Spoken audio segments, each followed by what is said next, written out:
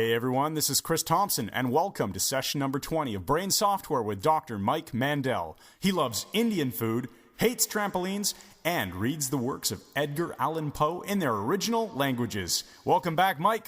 Thank you, Chris. Wonderful to be here again, and we are broadcasting from the epicenter of global hypnosis, Toronto, Canada, and in just a very few days, because it is Thursday, September the 20th, in Friday, Saturday, Sunday, 4 days, we will be starting the Architecture of Hypnosis course at the beautiful University of Toronto, St. Michael's College. So it's just 4 days away, and there is still one spot left. Well, there might be one spot left. We have a student who might snap it up, so we shall see. But it's going to be an awesome time, and for all the students listening, we are really looking forward to seeing you all on Monday morning. So, Mike, what do you want to talk about today? I know you had a busy weekend. Chris, I had an amazing weekend. Tell us about it. An awesome weekend. Friday night, I did a near sold-out show at the Park Theatre in Cobourg, Ontario, and that was an absolute blast. Really nicely decked-out place. Beautiful old theatre. And then the next morning, flew to Los Angeles. A client had brought me in to do a keynote speech. So I spoke on communication and so on with a former FBI agent and a number of other interesting people, and was staying right at Lowe's Hollywood Hotel, right off Hollywood Boulevard. Beautiful time, great weather. You know, Los Angeles was very warm at the time, a little hot for me, but I just loved being there. It was a nice vibe. But what made it so great was after speaking, I got a phone call from a good friend of mine, Aaron, who lives there, and he has as a significant other Tracy Bregman, one of the stars of The Young and the Restless. And she's a wonderful actress, drop-dead gorgeous, a generous, engaging, intelligent woman. And they sent a limo from Malibu for me with a chauffeur, a Russian guy. We got to practice my Russian. Took me up to Malibu, took me out for an amazing Japanese dinner with incredible sake and sushi and so on. I stayed at their house, and I actually have a photograph on my phone so I never forget it actually happened, of lovely Tracy Bregman making breakfast for me in Malibu. And I'm looking out over the kitchen at the Pacific Ocean. I thought, man, life does not get any better than this. That is pretty awesome. That is incredible. So you had a good time in California. Yes, thank you, Aaron and Tracy. You are just great people, and I had a blast staying at your mansion. Thank you. Yeah, that does sound like a lot of fun. And the stage show on the Friday, that was a stage show. Was a killer. Right? Yeah, I was repeatedly taking a man's wallet from him, and then after a while was taking an invisible wallet that didn't exist, and he kept bringing a non-existent wallet back to me. It was just layers of hypnosis. I guess I'm getting limbered up for Monday. Yes, you got to love the layers of hetero action with this non-existent wallet disappearance. Indeed. Fantastic. So let's see what's on tap for today. I know we're going to do some discussion about reframing. Are we Yes, not? we're going to talk about reframing. I've got another couple of mentalist effects you can do on your friends and freak them out, especially if you're in a group of people. That'll be fun to learn and to apply. I've used these in huge theaters over the years. I haven't done them lately, so I think it's time to tip how they're done and give them out, and people can use them and have fun with them. Yeah, and I think if we end up with any more time, we'll hit some Q&A, and we're going to do another podcast next time. So stay tuned for the next one, which will be about street hypnosis. So that'll be interesting. And then by the time we record the next podcast, we'll have probably tons of questions from our audience in the class that we're teaching next week. That's right. Yep, we got a huge turnout. So let's start with reframing. I think it's actually a great topic because we haven't done lately a ton of therapeutic discussions, and reframing is one of those things that you can do inside of trance, or you can just do it through conversation, can't you? Right. And reframing is a really, really useful technique. People do it intuitively by looking at things in a different way. And you say, well, what if you see it this way instead? A different point of view is reframing. And so is a complete paradigm shift. The classic NLP, neuro-linguistic programming model for reframing, talks about the woman who was pathologically clean. Her house was ludicrously clean. I mean, she'd vacuum 3 to 5 times a day. Not that it was dirty, but because she couldn't stand the footprints on her carpet. And she would try to vacuum them out all the time and drive her family essentially insane. And the reframe was offered to her. Well, what would it mean if there were no footprints ever? And she said something to the effect of, well, there'd be no one here. And she got all freaked out by this. And they said, so what would that mean? It would mean I'm alone in the world. So what does it mean that there are footprints on the carpet? Well, it means she's not alone in the world. There are people in her life, and she has a visual reminder of that every single day. Right. They're a reminder of being surrounded by people who you love. I remember that. That was in the Bandler and Grinder book, Reframing. Which is actually an excellent read. And if you want to study up on this further, Bandler and Grinder's Reframing book is probably the best starting place I can imagine sending you. Yeah, it's a fantastic book. So why don't we talk about the two types of reframing? Well, let's get another example here, Chris, because reframing can make resources available immediately. It can make your life more manageable by simply learning to see things in a different way. And it will usually cause an immediate shift. It's not a gradual understanding, but it's a sudden quantum leap to a new way of looking at things. And the one example is when I worked with people who were terribly grief-stricken sometimes. And one woman said to me something to the effect of, well, I'm crying a lot. And I said, well, what does that mean to you? And she said, well, I'm wounded and I'm broken. And I said, well, what if it means you're healing? And that was a totally different thing. Instead of being in a stuck state of being a wounded person, she was a woman who was healing and coming through this. And the tears and the sadness were a sign of that, because 80% of people will become reasonably functional within 2 years after losing a significant other. But the reframe was, it's not there's something wrong with you. It means you're going through a proper process. Yeah, it's evidence of healing. Exactly. I like that a lot. Now, you said content reframe and context reframe, and that's another good, a good thing to look at. Content reframing is when you actually change the meaning of something. Which is the footprints and the carpet and so on. And the healing and the grief. Right.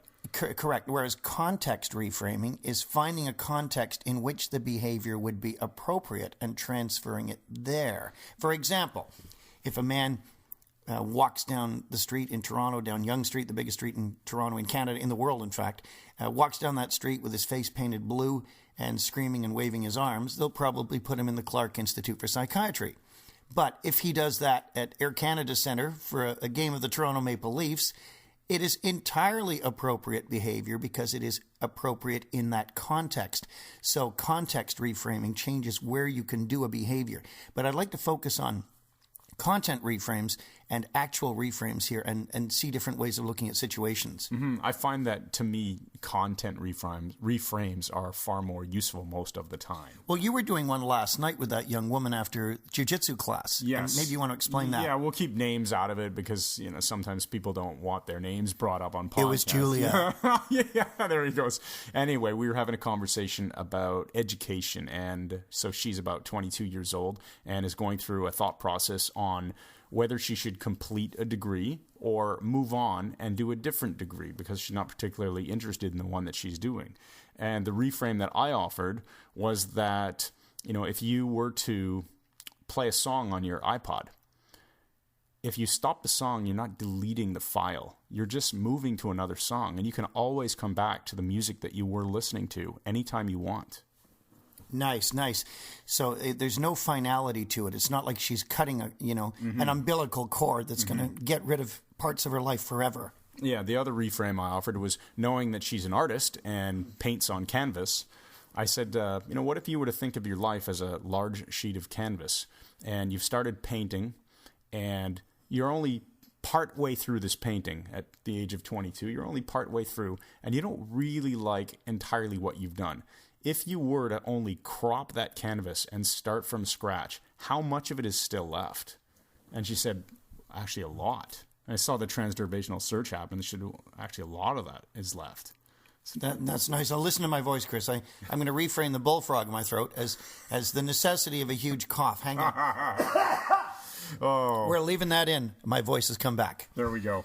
Erickson, you say my voice will go with you. My saying is my voice will come and go as we do the podcast. Yeah, just don't say my phlegm will go with you. Yeah, well, thanks, Chris. That would be horrible. We can edit that out, can't we? We don't edit. No. Now, another kind of reframe is a literal reframe, and those of you at home might want to give this a shot because it's a very, very useful technique. In a literal reframe, we are pursuing the use of submodalities, as Richard Bandler brought in, I think, towards the late 70s.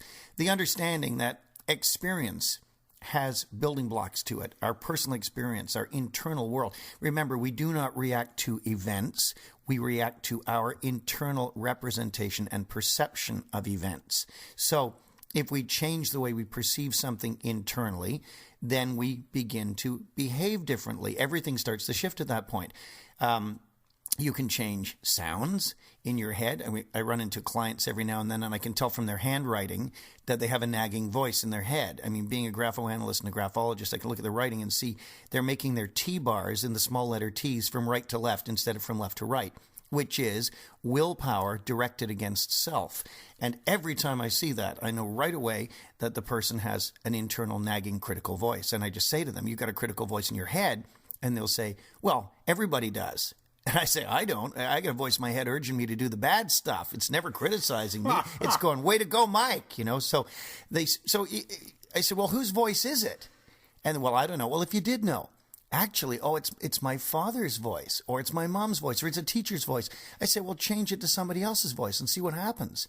Change it to Mickey Mouse's voice and see how much that criticism bothers you, or Angelina Jolie's voice. That is brilliant. Mike, I never even thought of this until you said it, but yes, I suppose you can reframe via submodality changes, can you not? Yes, you certainly can. And the classic example with a literal reframe, remember I said you can change tone of voice in your head, you can change sounds, you can add a soundtrack. I mean, Bandler said that the Western society, we have the least developed auditory sense of all the senses. So add a soundtrack to your life. I mean, I have a soundtrack playing in my head most of the time. I got pretty good control over it. Let me guess, AC/DC? No, I don't, Chris, actually. I only listen to AC/DC at certain times, usually when I'm getting ramped up for a speaking engagement or about 400 other things during the week. But I listen to a wide variety of things. But you play a soundtrack in your head. But you can also shift the visual building blocks. The images you see in your mind, are they large or small? Are they close? Are they far away? Are they grainy? Are they fine, high-def detail? Are they color? Are they 3D? Are they moving? And by shifting these things, you will change the way you perceive reality. And when I was doing my initial NLP training, back when I was back just a young lad of about 39, I remember discovering through Chris Dunkley, my NLP trainer at the time, that everybody I like has a complete image in my mind. And people I don't like, I see just from the waist up. They don't have legs. And that's how my brain codes that I don't like them. You have to have a way of knowing the difference. And that was the way I happened to be doing it at the time. I've since come up with some more sophisticated means. But people would write notes to me at the end of the class and say things like, Mike, nice meeting you. May I always have legs in your image? This kind of thing, which is kind of cool. But that's a submodality. Now, as to do it as a literal reframe, say you want to change an event that happened that day, something that irritates you. You had a fender bender and you're screaming at someone and he was screaming at you and it didn't go to firearms. It just turned into an argument.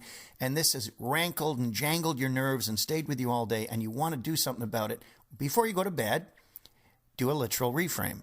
Think back to the event, run the event in your mind like a movie.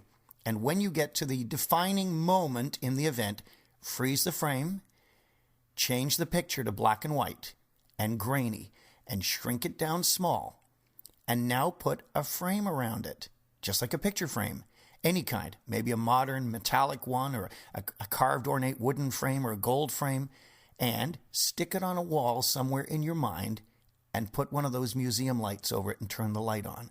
That sheds a new light on it. You will this way preserve all the learnings of the event, everything you need to learn from it, but all the negative charge will be gone. And check it the next day, and you'll find it still doesn't bother you. Put it in your day timer, check it next year. It still won't bother you. You can literally reframe all kinds of things and wind up with a virtual art gallery in your mind of everything you've learned, but that no longer affects you.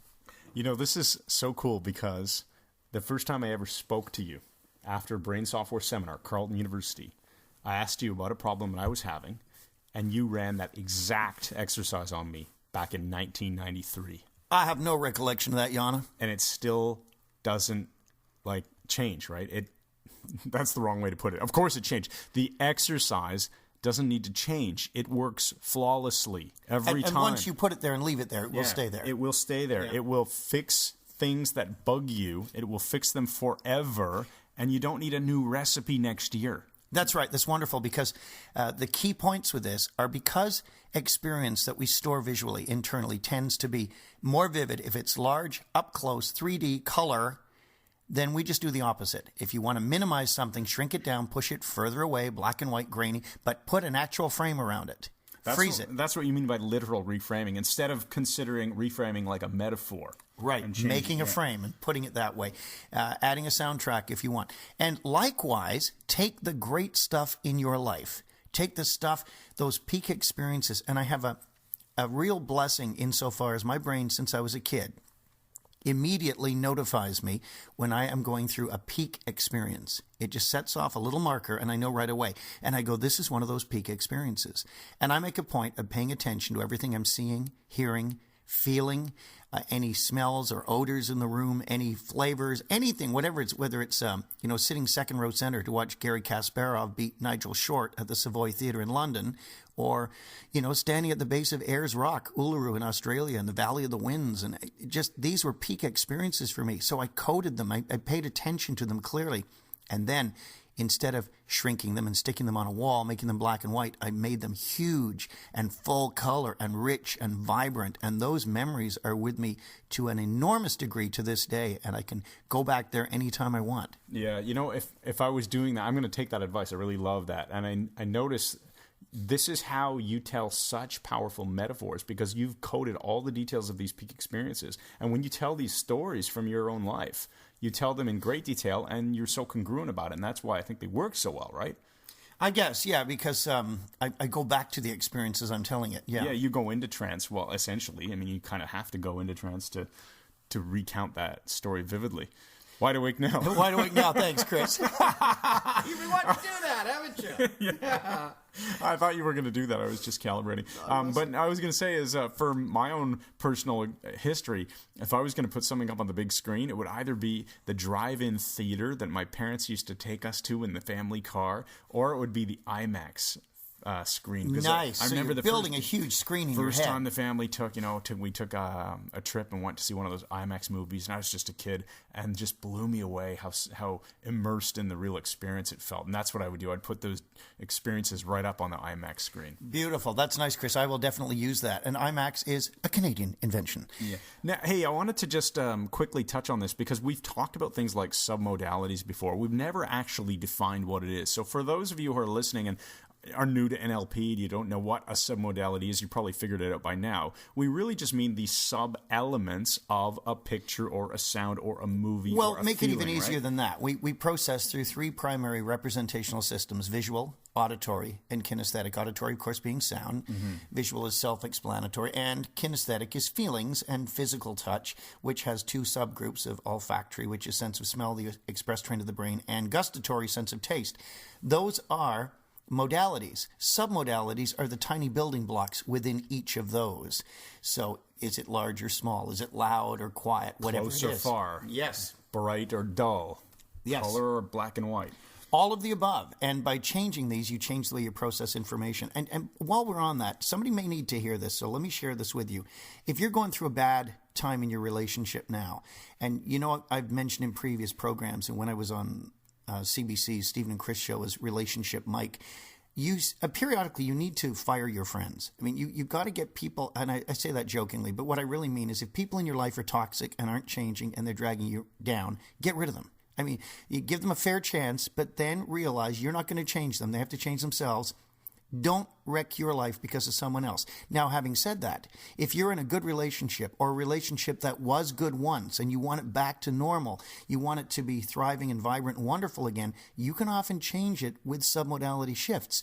And what typically happens is when people meet for the first time and fall in love and go crazy and get all this chemical storm happening in their brain because they fall in love with each other and their brain is bathed with all kinds of amazing chemicals, at that time, you will minimize everything bad about the other person, and you will maximize the most trivial good things that will seem enormous.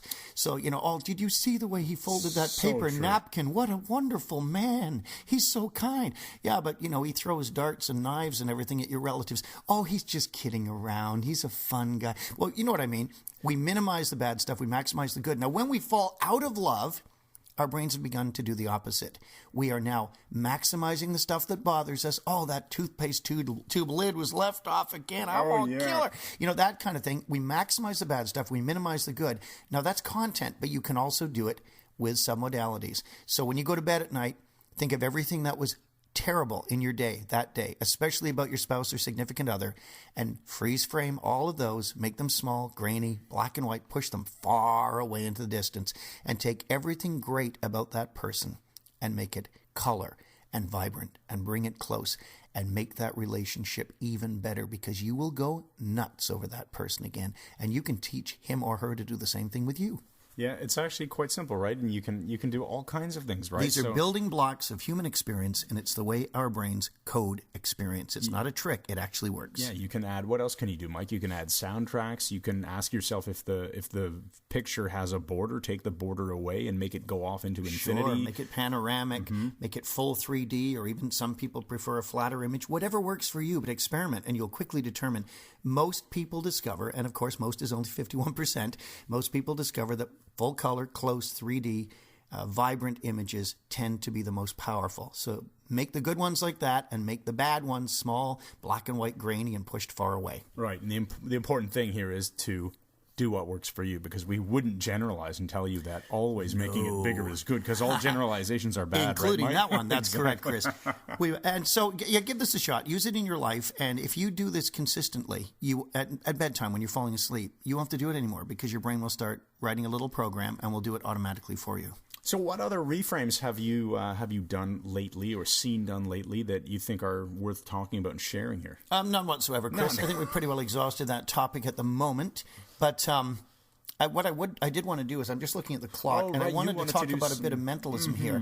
Go for it. There's an effect I used to do many years ago, and I did this in lots of theaters and schools and universities and so on, and it's a very, very powerful mentalist effect, and it's a very old one. And what you tell the person to do, ideally a group, it's much more powerful with a group, although you can freak out an individual with it, is you say to the person, I want you to clear your mind and just imagine something calm and relaxing like the ocean or the sky, and use that as a backdrop. And you can do this now as I'm speaking to you. So you imagine the ocean or the sky and make it pleasant. And I'm now, through the power of my mind, going to transmit an image to you that will appear on top of that through the constraints of time and space and the internet and so on. I'm going to send you, I was going to say a geometric shape. I'm going to send you 2 geometric shapes to make it more complex. And I'm going to put one inside the other. And I'm going to transmit that to you now and just let it appear on that background. It only takes a few seconds. And there. How many of you noticed I was sending an image of a circle and a triangle? And people go, wow! And you say, how many of you got it the right way around, with a circle with the triangle inside, 1 point up? And they go, yeah! And most people will. Because there really are only a few geometric shapes you can think of. It's too hard to put a square and a triangle together. It's easy to put a circle and a triangle together. It's just the one people gravitate to most of the time. But if you do it in a large group of 800 people, there will be a gasp. And then you say, well, that worked really well. We're just warming up. Let's do another one. This time, let's just take that circle, get rid of the triangle, and just hold that circle. We'll use that as a frame. And I'm going to send something else to you and make it appear in the circle. So I'll send you, I'm going to send you a 2-digit number. And let's make it less than 50. And just to make it a little easier, because we're just warming up, I'm going to make the digits of the number odd and different from each other. And it's going to start appearing right about now. And, of course, the number is 37.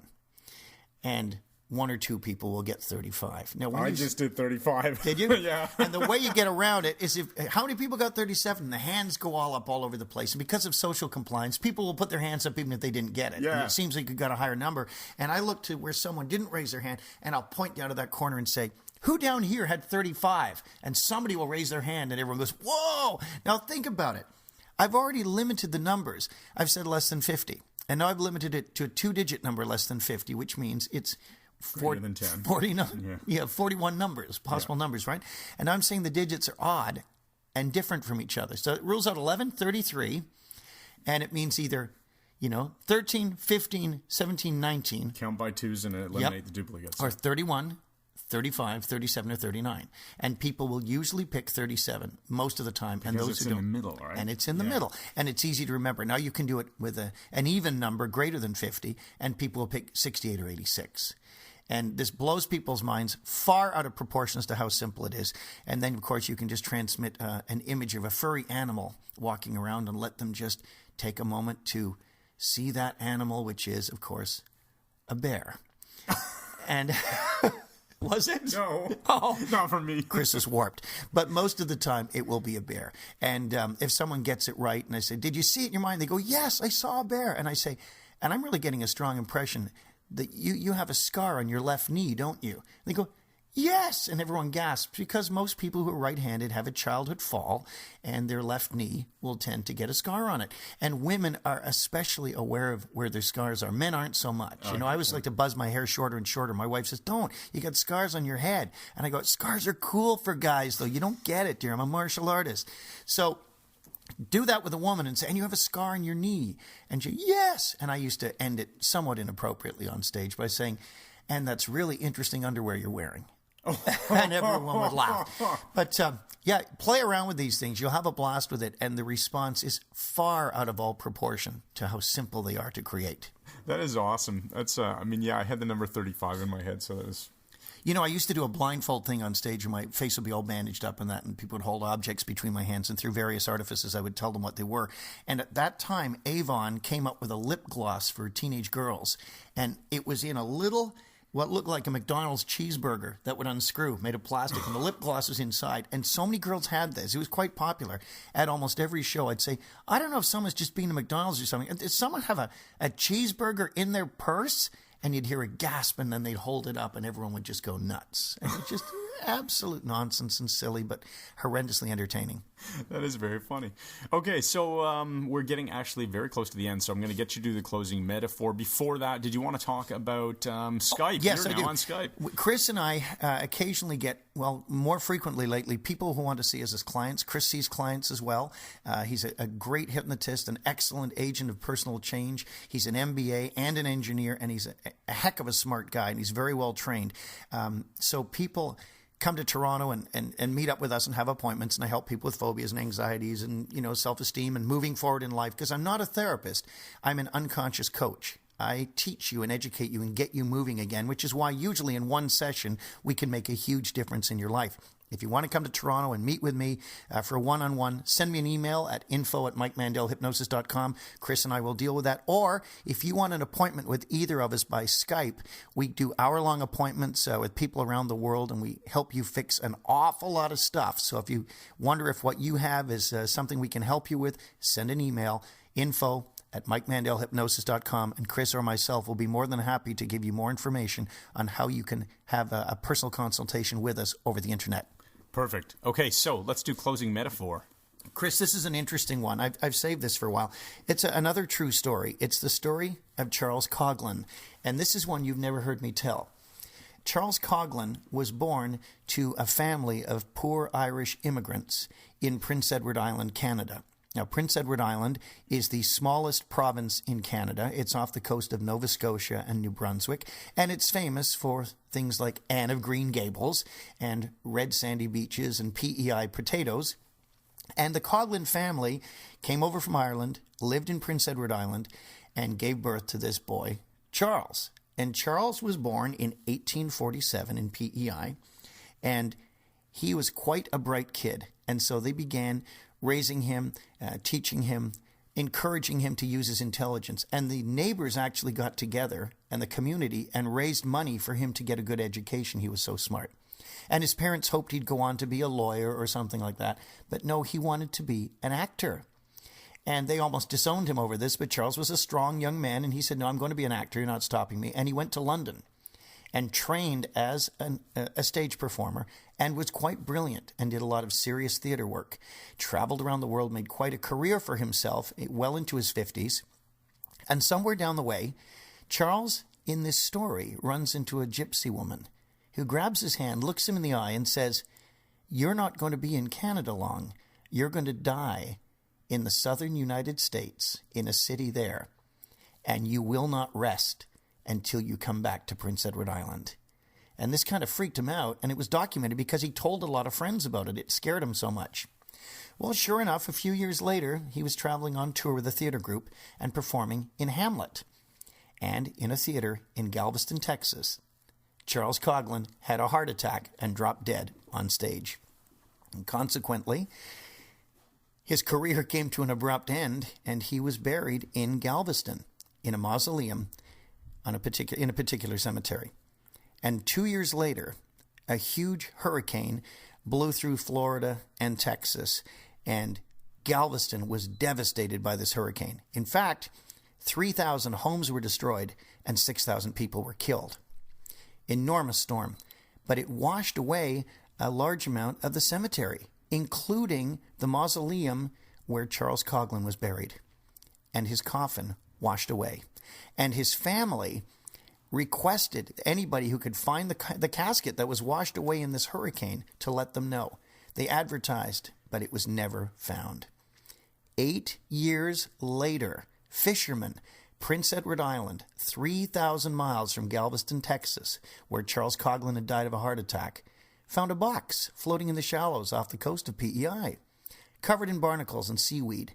They dragged it ashore, scraped the barnacles off, and there was a silver plate on the front, and the name was Charles Coghlan. And so, they opened it. It contained his casket and his remains. His body had found its way home 3,000 miles, and 8 years later, in the Gulf Stream, it is buried now next to the church where he was christened as a baby.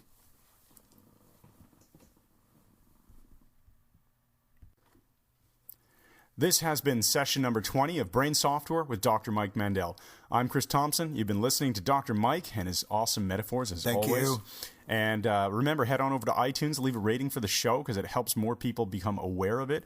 And I just want to let you know as well, if you're interested in taking Mike's next hypnosis course or any future trainings, which we'll be announcing shortly, since the training we're doing next week will be over soon, we will look at the next date. If you want to be on the waiting list, there's several people already. Send us an email. Again, info@mikemandelhypnosis.com, and we'll make sure that you're in there. Unless the Mayans are correct, in which case none of this will matter. Exactly. Portions of the preceding program have been paid for by contributions from the Canadian Association in Defense of Wrongfully Accused and Convicted for Flogging Shopping Mall Santas.